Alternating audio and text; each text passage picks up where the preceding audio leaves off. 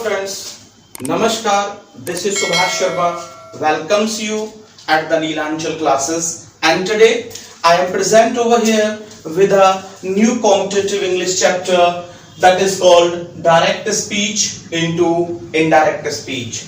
तो जैसा कि मैंने दोस्तों आज बताया कि मैं आज यहाँ पर एक नए चैप्टर यानी एक नए अध्याय के साथ हाजिर हूँ कॉम्पिटिटिव इंग्लिश के, जिसे हम कहेंगे डायरेक्ट स्पीच को इनडायरेक्ट स्पीच में परिवर्तित करना। तो देखिए, सबसे पहले हमें यहाँ पर ये समझना है कि जो ये डायरेक्ट स्पीच है ये क्या है। तो देखिए, यदि हम डायरेक्ट स्पीच की बात हिंदी में कहते हैं तो डायरेक्ट स्पीच को हम कहते हैं प्रत्यक्ष कथन। ओके, और जब हम इनडायरेक्ट स्पीच की बात करते हैं तो हम इसे कहते हैं अप्रत्यक्ष कथन। ओके, अप्रत्यक्ष कथन, ठीक है। या हम इसकी बात करें तो हम इसको नरेशन भी कहते हैं। क्या कहते हैं? नरेशन। अब जब हम बात नरेशन की करते हैं तो नरेशन क्या है? नरेशन यानी कि व्याख्या करना, और हमारा जो नरेशन है वो बना है नरेट शब्द से, ठीक है। और जिससे क्या तात्पर्य होता है हमारा? व्याख्या करना, ठीक है। तो मैं समझता हूं कि नरेशन को आप समझ गए होंगे कि ये क्या होता है, और डायरेक्ट इनडायरेक्ट को भी आप समझ गए होंगे, यानी कि प्रत्यक्ष कथन को अप्रत्यक्ष कथन में परिवर्तित करना। अब यहां पर क्वेश्चन ये उठता है कि जो ये हमारा डायरेक्ट स्पीच होता है ये क्या होता है, और इनडायरेक्ट स्पीच जो होता है वो क्या होता है। तो देखिए, जब हम डायरेक्ट स्पीच की बात करते हैं तो इसमें हमें दो बात याद रखनी है कि जब भी किसी स्पीकर के जो शब्द होते हैं, स्पीकर्स वर्ड्स जो होते हैं, उन्हें किसी श्रोता के द्वारा इस्तेमाल किया जाता है, और वो भी कैसे किया जाता है? Without changing. कैसे? Without changing. जरा अब मेरी बात को समझिएगा कि जब किसी वक्ता के शब्दों को किसी श्रोता के द्वारा स्वयं अपने ही शब्दों में यानी कि बगैर बदलाव के प्रयोग में लाया जाता है तो हम उसे क्या कहते हैं? हम उसे कहते हैं डायरेक्ट स्पीच, ठीक है। दूसरी बात मैं आपको बता दूं कि जो डायरेक्ट स्पीच होता है उसमें सबसे बड़ी बात होती है कि वो कॉमा और इन्वर्टेड कॉमास के साथ में प्रयोग में लाया जाता है। ये बात आप समझ लीजिएगा जब भी डायरेक्ट स्पीच की हम बात करेंगे। अब यहीं पर ही हमारा सेकंड क्वेश्चन बनता है कि फिर ये इनडायरेक्ट स्पीच क्या होता है। तो जब हम इनडायरेक्ट स्पीच की बात कर रहे हैं तो देखिए, इनडायरेक्ट स्पीच जो होता है उसमें जब भी हम किसी स्पीकर के शब्दों की बात करते हैं, किसकी बात करते हैं? स्पीकर के शब्दों की बात करते हैं, और उन्हें किसी भी श्रोता के द्वारा, किसके द्वारा? किसी भी श्रोता के द्वारा अपने शब्दों में इस्तेमाल किया जाता है। यानी कि जब किसी वक्ता के कहे गए शब्दों को किसी भी श्रोता के द्वारा चेंजिंग के साथ यानी कि अपने शब्दों में प्रयोग में लाया जाता है तो उसे हम क्या कहते हैं? उसे कहते हैं हम इनडायरेक्ट स्पीच। ओके, इसमें आपको एक बात याद रखनी है कि इसमें जो हमारा कॉमा या इन्वर्टेड कॉमा होता है उसका प्रयोग हम नहीं करते हैं, जबकि डायरेक्ट स्पीच में हम इनका प्रयोग करते हैं। एग्जाम्पल से हम इन्हें समझने की कोशिश करते हैं। पहले तो जब हम एग्जाम्पल की बात करते हैं तो देखिए, मैं यहां पर एग्जाम्पल लिख रहा हूं, और एग्जाम्पल यहां पर कह रहा है कि Surya says I am a good boy. Okay? I am a good boy. Surya कहता है मैं एक अच्छा लड़का हूं।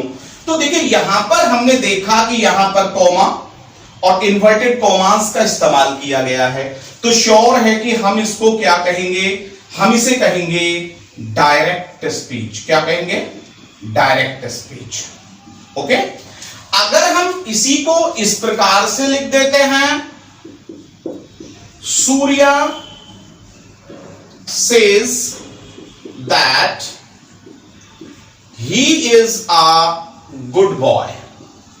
तो देखिए यहां पर कुछ चेंजेस हुए हैं, जैसे दैट को हमने यहां पर चेंज में लाए हैं, जैसे यहां पर आई के स्थान पर ही हुआ है, एम के स्थान पर इज हुआ है, तो ये कुछ चेंजेस हुए हैं ऑडियंस के द्वारा, तो हम इसे यहां पर क्या कहेंगे, इनडायरेक्ट स्पीच कहेंगे।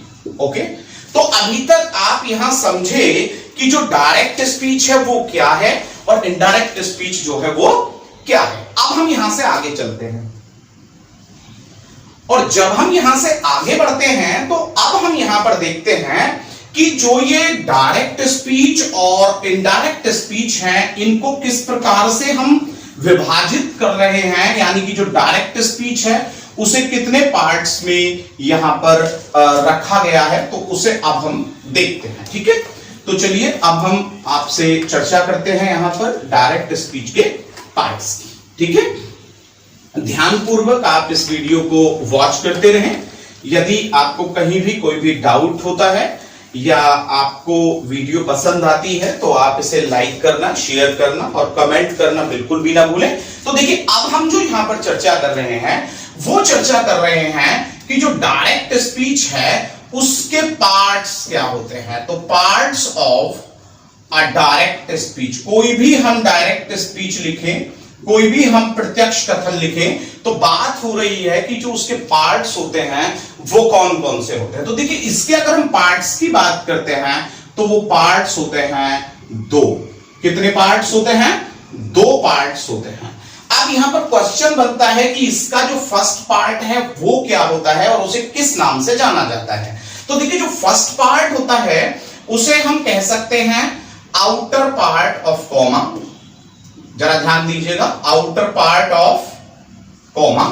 और यदि आप इसे आउटर पार्ट ऑफ कॉमा नहीं कहते हैं तो आप इसको यहां पर रिपोर्टिंग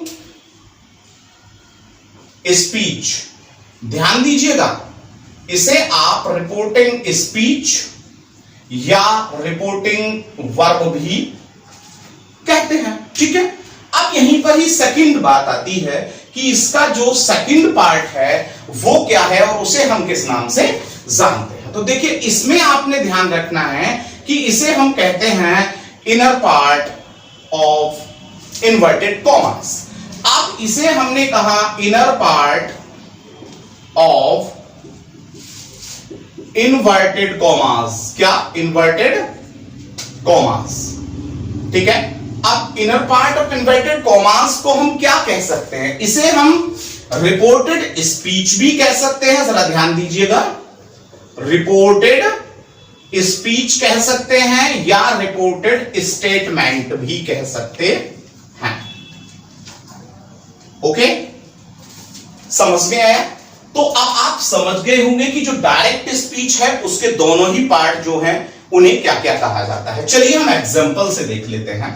एग्जांपल यहां पर लिखा जाता है कि सुनीता विल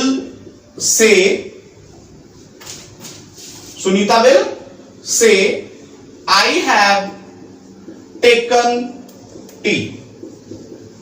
ओके, तो my dear students, my dear friends, यदि आपसे कोई भी यहां पर पूछ लेता है कि इसमें ये जो पार्ट है ये क्या है, तो श्योर है कि ये हमारा रिपोर्टिंग स्पीच या रिपोर्टिंग वर्ब है। ठीक है, यदि आपसे पूछा जाता है कि ये पार्ट क्या है, तो ये आपका रिपोर्टेड स्पीच, क्या? रिपोर्टेड, ध्यान दीजिएगा, रिपोर्टिंग, यहां पर रिपोर्टेड स्पीच या रिपोर्टेड स्टेटमेंट। ओके, तो दोनों बातें आप समझ गए होंगे। अब हम यहां से आगे बढ़ने की कोशिश करते हैं और थोड़ा सा ये समझते हैं कि अब जो डायरेक्ट स्पीच है, जब हम उसको इनडायरेक्ट स्पीच में कन्वर्ट करते हैं तो हम कौन कौन से स्ट्रक्चर्स का प्रयोग करते हैं, या हम ये कहें कि उसका जब हम चेंजिंग करते हैं तो जब उसमें चेंजेस लेकर के आते हैं कुछ, तो वो चेंजेस कौन कौन से होते हैं और कौन कौन सी बातें हमें उसमें ज्यादा ध्यान रखनी है। तो देखिए चलिए अब हम यहां से जब आगे बढ़ते हैं तो हम यहां पर देखते हैं कि अब हम एक डायरेक्ट स्पीच को, किसको? डायरेक्ट स्पीच को किस किस प्रकार से परिवर्तित कर सकते हैं। तो देखिए यहां पर क्वेश्चन आता है कि जो डायरेक्ट स्पीच है उसे हम कैसे चेंज करें। तो ये कह रहा है कि how to change a direct speech into indirect speech, into indirect speech.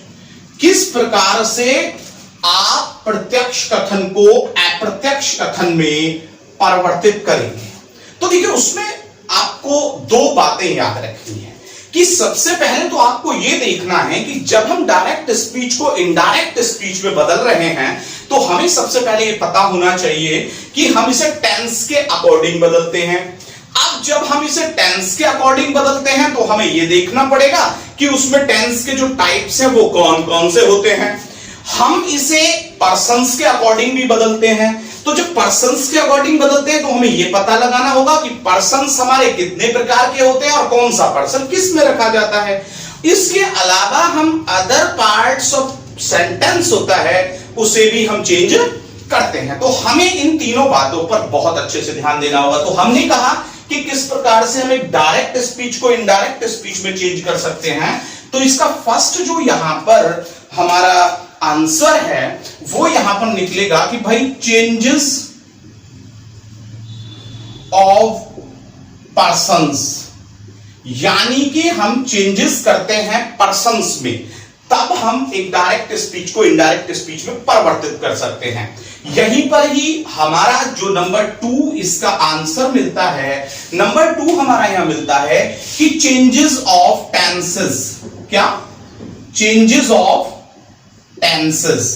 हमें जो टेंसेस होते हैं यानी कि जो काल होते हैं उनको भी परिवर्तन में लाना होता है। और नंबर 3 यहां पर कहता है कि changes of other parts, changes of other parts, हमें कुछ चेंजेस लाने पड़ते हैं किसमें? जो अदर पार्ट्स होते हैं ना, जो अन्य भाग होते हैं किसके? Other parts of a sentence. तो जो किसी भी वाक्य के हम अन्य भागों की बात करें तो उसमें भी हमें चेंजेस लाना पड़ता है और इस प्रकार से हम एक डायरेक्ट स्पीच को इनडायरेक्ट स्पीच में परिवर्तित कर सकते हैं। चलिए अब यहां से आगे क्वेश्चन बनाते हैं। अब जब हम यहां से आगे के क्वेश्चन की बात करते हैं तो यहां से बात निकल करके आती है कि भैया पर्सन्स जो हैं ये कौन कौन से होते हैं, राइट है। तो देखिए आपको मैं बता दूं कि जो पर्सन्स होते हैं वो हमारे कितने होते हैं? वो 3 होते हैं। कितने होते हैं? 3 होते हैं। जरा याद दीजिएगा कि हम पर्सन्स की बात कर रहे हैं तो वो 3 पर्सन्स हमारे यहां पर होते हैं।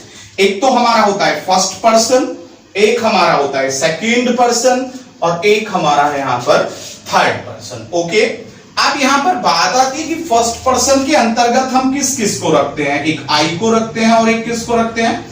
वी को रखते हैं। और इनसे रिलेटेड जितने भी हमारे वर्ड्स होते हैं वो सब फर्स्ट पर्सन में जाते हैं।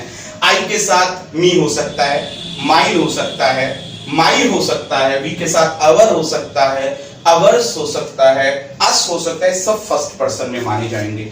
सेकंड पर्सन यानी कि केवल यू।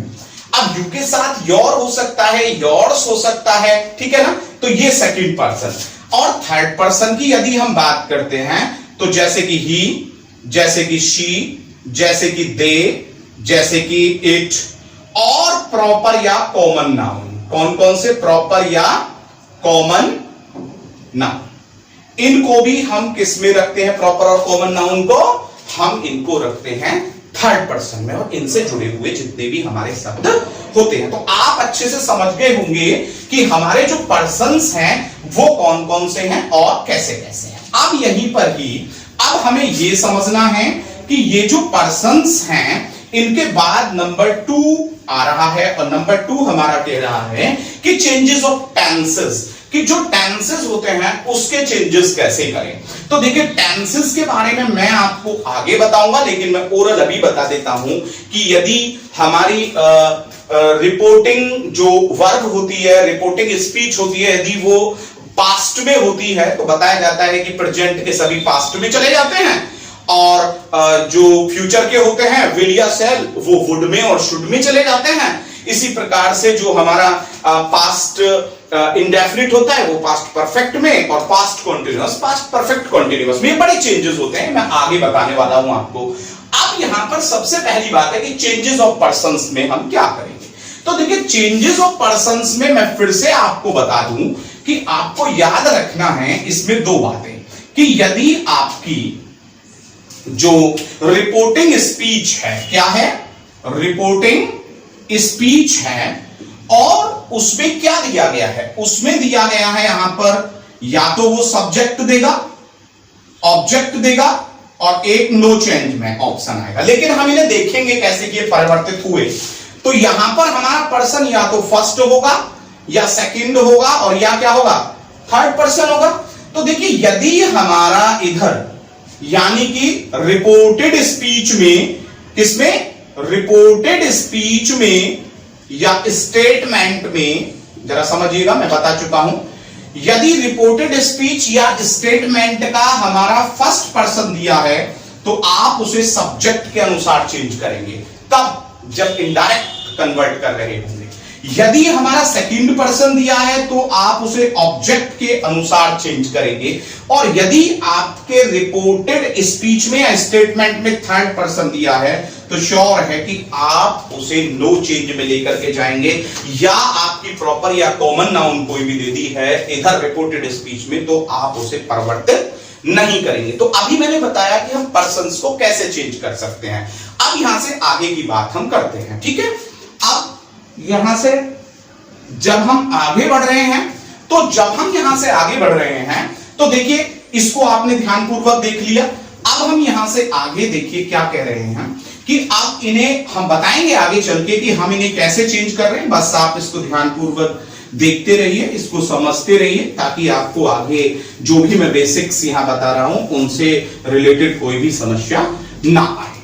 अब यहां से आगे जब हम बात कर रहे हैं तो हमें अब यहां पर देखना है कि यदि हमारा जो रिपोर्टिंग वर्ब है, रिपोर्टिंग वर्ब है या हम कह दें कि रिपोर्टिंग स्पीच है, वो यदि हमारा रिपोर्टिंग वर्ब बोल सकता हूं या रिपोर्टिंग स्पीच बोल सकता हूं, ठीक है ना। यदि इसमें आपको यहां पर सेज टू दिया है, याद रखिएगा, इस टू को याद रखिएगा। देखिए यदि यहां पर सेज टू है या से टू है या सैड टू है, ओके, तो ये कंफर्म है कि यदि इनमें ये दिया है तो सेज टू को आप किस में ले जाते हैं, टेल्स में। सेज टू को टेल्स में ले गए तो से टू को आप किस में ले जाएंगे, टेल में, और सैड टू को आप किस में ले जाएंगे, टोल्ड में। इस बात को याद रखिएगा। लेकिन यदि हमारा जो ये टू है, यदि यहां पर केवल सेज दिया है या से दिया है या सैड दिया है, ठीक है, और उसमें क्या नहीं दिया है, हमको टू नहीं दिया है, तो 100% केवल सेज को आप क्या रखेंगे, सेज, से को क्या रखेंगे, से, और सैड को क्या रखेंगे, सैड, अर्थात नो चेंज। यानी कि तब आप किसी भी परिस्थिति में इसमें कोई परिवर्तन नहीं लेकर के आएंगे। और यहां मैंने बताया कि आप परिवर्तन कैसे ला सकते हैं, जब ऑब्जेक्ट दिया हो या आपके ऑब्जेक्ट के साथ में टू दिया हो तो आप वहां पर इसको परिवर्तित करेंगे। चलिए अब यहां से जब हम आगे बढ़ते हैं तो यहां पर फिर से एक स्ट्रक्चर आता है, और स्ट्रक्चर कहता है कि यदि इफ रिपोर्टिंग वर्ब या स्पीच, यदि रिपोर्टिंग वर्ब या स्पीच इज इन प्रेजेंट और फ्यूचर टेंस, यदि रिपोर्टिंग वर्ब या रिपोर्टिंग स्पीच प्रेजेंट या फ्यूचर टेंस में होती है, then reported speech, reported speech समझ रहे हैं ना, part 2, reported speech is not changed, according to its tense। यदि इसके हम टेंस की बात करें तो आप उसके अकॉर्डिंग इसको परिवर्तित नहीं करेंगे। दोबारा से मेरी बात पे गौर दीजिएगा, यदि आपका रिपोर्टिंग वर्ब या स्पीच किस में दिया गया है, प्रेजेंट में या फ्यूचर टेंस में दिया गया है, तो जो सेकंड पार्ट है हमारा इन्वर्टेड कॉमास के अंदर वाला पार्ट है, उसे आप टेंस के अकॉर्डिंग चेंज नहीं करेंगे। यानी कि जो टेंस पहले से डायरेक्ट स्पीच में दिया गया है वही आप इनडायरेक्ट स्पीच में यूज करेंगे। अब यहां से एक और बात समझने की है, एक बात और की, और वो ये है कि यदि इफ रिपोर्टेड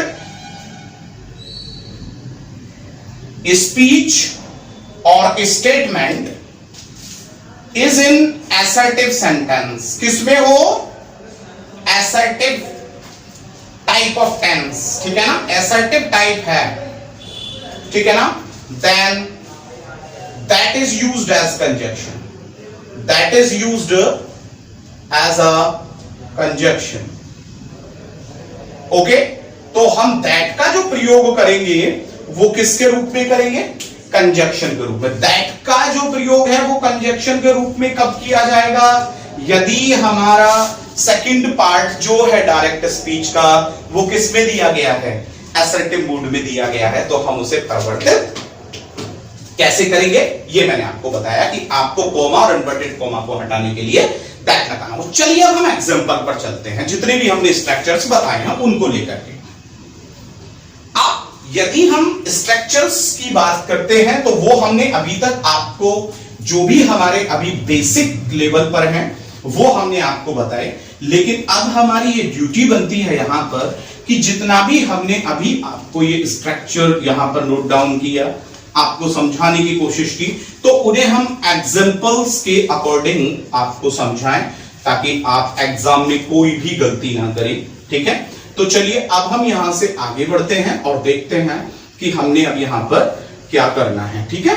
तो देखिए यहां पर आप क्या करेंगे, आप इन सभी नियमों को हम लेकर के आते हैं। देखिए एग्जांपल समझिए, यहां पर एग्जांपल दिया है आपको डायरेक्ट स्पीच का, और एग्जांपल यहां पर कह रहा है कि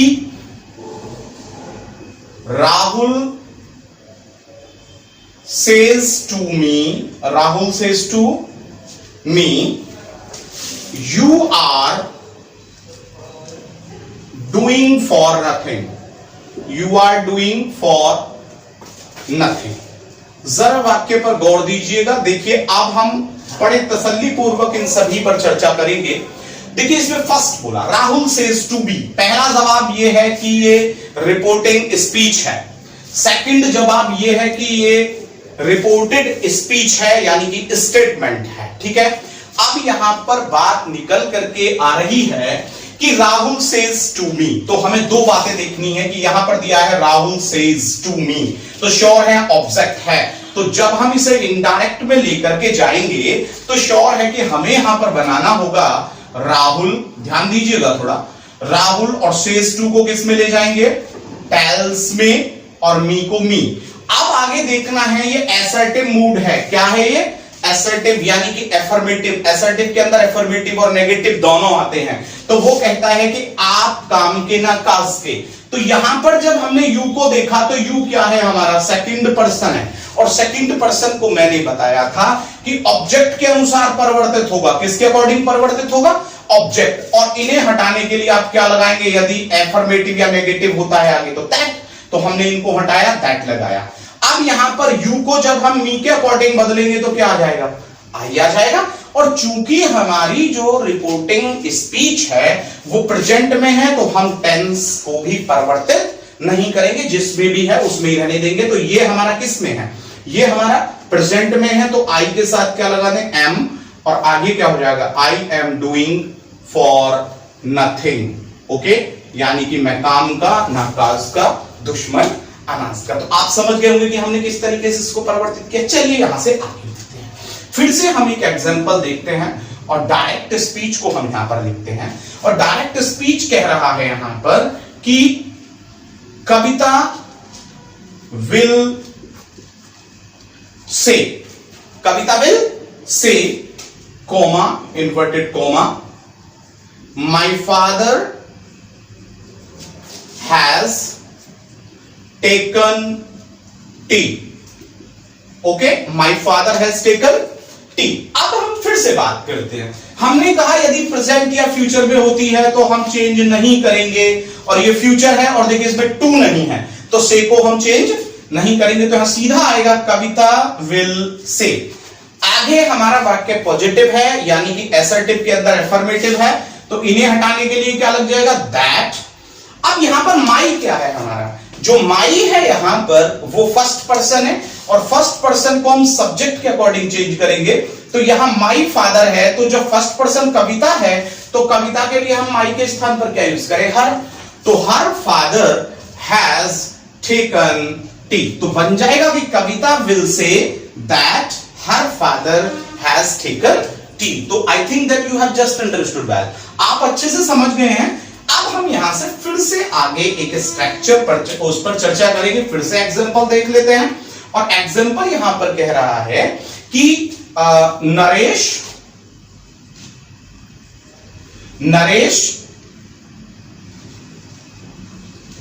सेज, और क्या कहता है, Naresh says Kavita did not do her homework. Kavita ने अपना गृह कार्य नहीं किया। ये कौन कह रहा है, नरेश कह रहा है। तो जल्दी से गैस कीजिए क्या करना पड़ेगा इसमें हमको। यहां पर उसने बोला नरेश सेज प्रेजेंट इंडेफिनिट, यदि प्रेजेंट टेंस में है तो पहले तो सेज टू होता तो हम इसे टेल्स में परिवर्तित करते, नहीं है तो नरेश सेज ही रहेगा।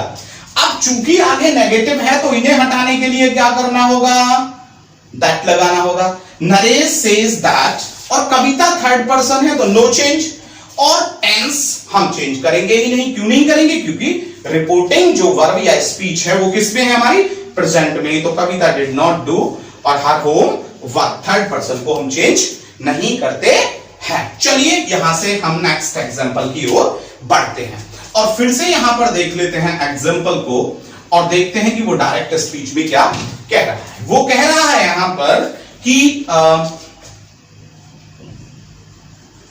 दे हैव बीन